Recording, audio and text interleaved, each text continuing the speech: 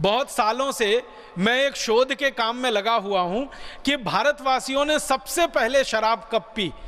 तो अब तक मुझे जो प्रमाण मिले हैं वो प्रमाण कहते हैं कि 1760 के पहले तक किसी भी भारतवासी ने कभी भी शराब नहीं पी। पहली बार इस देश में 1760 में शराब पी गई और वो कलकत्ता में पी गई और वहाँ पर एक अंग्रेजी शराब की दुकान पर पहली बार शराब बिकी और भारतवासियों ने पी और उस शराब की दुकान को स्थापित कराया रॉबर्ट क्लाइव नाम के एक अंग्रेज ने। और उसने जब कंपनी का राज चलता था इस देश में, ईस्ट इंडिया कंपनी का, तो कानून बनवाया, कानून से लाइसेंस दिया गया और उस लाइसेंस के आधार पर कलकत्ते में पहली शराब की दुकान खुली 1760 में और उस शराब की दुकान पर आकर भारतवासियों ने शराब पीना शुरू किया। रॉबर्ट क्लाइव के समय में जब ये शराब की दुकान खुली और जिस अंग्रेज अधिकारी की पहली नियुक्ति इस दुकान पर हुई, उस अंग्रेज अधिकारी को एक बार लंदन की संसद में बुलाया गया था बयान देने के लिए। तो वो अंग्रेज अधिकारी जब लंदन गया संसद में बयान देने के लिए तो उससे पूछा गया कि बताओ तुम्हारे शराब का धंधा कैसा चल रहा है। तो उसने कहा बहुत अच्छा चल रहा है। तो अंग्रेज संसदीय समिति के सदस्यों ने कहा ये तुम क्या बोल रहे हो, भारत में शराब का धंधा अच्छा चल रहा है। उसने कहा हाँ बहुत अच्छा चल रहा है। तुम्हारे पहले कैसा चलता था? उसने कहा मेरी शराब की दुकान खुलने के पहले तो कोई शराब पीता ही नहीं था। मैं तो पहला आदमी हूं जिसने कलकत्ता के लोगों को शराब पीना सिखाया। तो तुम्हारी दुकान पर लोग आते हैं, हाँ आते हैं, भीड़ की भीड़ आ रही है। तो तुमने क्या किया उनको अपनी दुकान पर बुलाने के लिए, आकर्षित करने के लिए? तो उसने एक बात कही संसदीय समिति के सामने, जो अंग्रेजों की संसद के रिकॉर्ड्स में दर्ज है। वो कहता है कि मैंने सबसे पहले मुफ्त में शराब पिलाई भारतवासियों को। उसने कहा कि मैंने एक बोर्ड लगा दिया शराब की दुकान के बाहर और उस पर लिख दिया और उसको बांग्ला भाषा में लिखा, पहले अंग्रेजी में फिर बांग्ला में, और उस पर यह लिखा कि यहाँ मुफ्त में शराब मिलती है, आइए पीजिए, आनंद लीजिए। ऐसा करके बोर्ड पे लिख दिया। तो एक आया, उसने चखा, फिर दूसरे दिन वो 2 को और लेके आया, फिर तीसरे दिन 3 को लेके आया। तो कहने लगे अब तो मेरे पास ऐसे ग्राहकों की संख्या हो गई है कि जिनको पहले मैंने मुफ्त में शराब चखाई थी अब वो घर से पैसे चुरा कर लाते हैं और मेरी शराब पीकर वहां से जाते हैं। तो अंग्रेजी संसदीय समिति बड़ी खुश हो गई। उसने कहा तुमको तो पुरस्कार मिलना चाहिए। तो वो कहता मुझे अगर पुरस्कार देना है तो एक लाइसेंस और दे दो, दूसरी दुकान में वहीं खोलना चाहता हूं शराब की। तो दूसरी दुकान खुल गई, फिर तीसरी खुल गई, फिर चौथी खुल गई।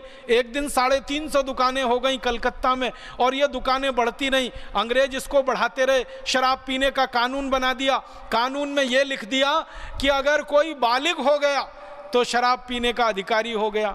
जब तक वो नाबालिग है तब तक ना पिए, बालिग हो गया तो पीने लगे।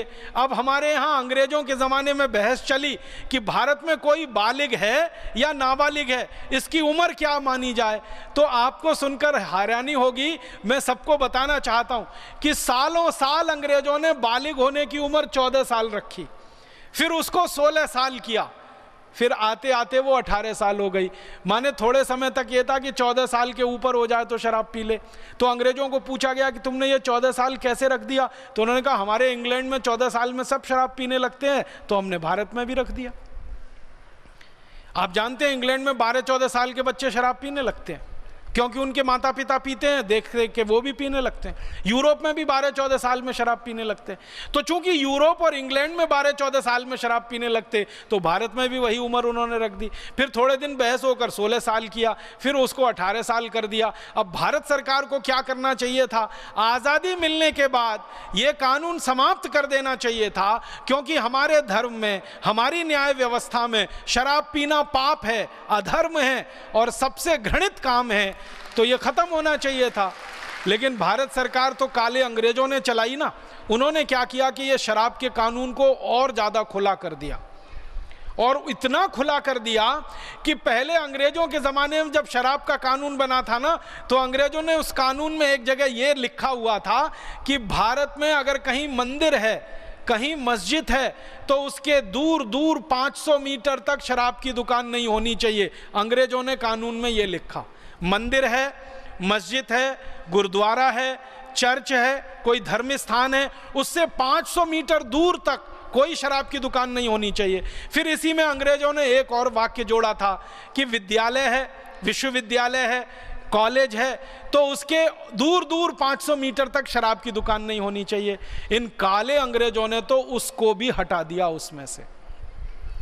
इन काले अंग्रेजों ने आज़ादी के बाद जो कानून बनाया है, अब वो कानून ये है कि मंदिर के सामने शराब की दुकान है, मस्जिद के सामने शराब की दुकान है, गुरुद्वारों के सामने शराब की दुकानें हैं, और खाली शराब की ही दुकानें नहीं है, उससे ज़्यादा और भी घृणित काम करने के दूसरे अड्डे वहाँ खोले हुए, जुए के अड्डे हैं, वैश्यावृत्ति के अड्डे हैं। ये अंग्रेजों का बनाया हुआ कानून है, और अंग्रेजों के बाद काले अंग्रेजों का बनाया हुआ कानून। परिणाम ये हुआ कि जिन अंग्रेजों ने एक शराब की दुकान खोली थी, आज इस देश में काले अंग्रेजों की मदद से लाइसेंसधारी शराब की दुकानें 32,000 हो गई हैं, और अगर आप बिना लाइसेंस वाली दुकानों को गिनेंगे तो वो 1 लाख से ज़्यादा हैं। गांव गांव शराब की दुकान खुल रही है। अगर आप कल्पना करिए 1 लाख शराब की दुकानें हैं, तो इसका माने भारत के हर 6 गांवों के बीच में एक शराब की दुकान है। अब काले अंग्रेजों की तैयारी चल रही है कि हर गांव में एक शराब की दुकान होनी चाहिए, माने हर गांव में 6,38,000 से ज़्यादा पूरे भारत में शराब की दुकानें होनी चाहिए, सारे देश को शराब में डुबो देना चाहिए। और इसकी नीति कई राज्यों में बनकर लागू हो रही है। कई राज्यों ने तो यहाँ तक तय कर लिया है कि गांव-गांव में ही शराब नहीं मिलेगी, वैन चलाएंगे शराब बेचने वाली। जैसे मरीजों को ले जाने के लिए चिकित्सा सहायता वैन होती है ना, वैसे शराब बेचने के लिए वैन।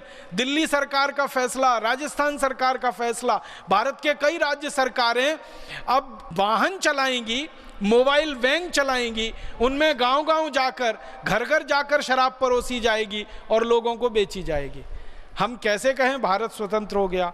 अंग्रेजों ने भारतवासियों को शराब में डुबोया तो उनके पीछे स्वार्थ था कि भारतवासी नशे के शिकार बने, इनको गुलाम बनाया जाए और लूटा जाए। अब आज़ादी के बाद के काले अंग्रेज भी भारतवासियों को शराब में ही डुबोना चाहते हैं, तो कैसे कहें देश स्वतंत्र है, देश स्वाधीन है, देश आज़ाद है? अभी भी ये देश परतंत्र है।